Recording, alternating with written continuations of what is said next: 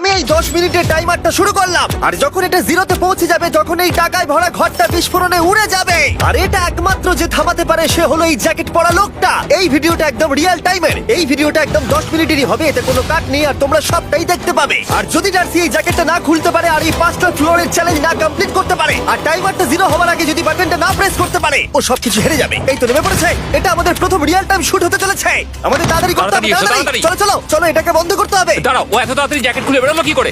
দেখো সেটা আমি জানি না, কিন্তু এই ফ্লোরটা আরো বেশি কঠিন। ও আরে আস্তে আস্তে। বাপ রে, তুমি এখানে আগুন জ্বালিয়ে দিয়েছো। ঠিক আছে, তাহলে এই কেস থেকে বেরোনোর জন্য তোমাকে লক পিক দিয়ে এর তালাটাকে খুলতে হবে। তাড়াতাড়ি করো তাড়াতাড়ি। ডার্সি, তুমি পারবে।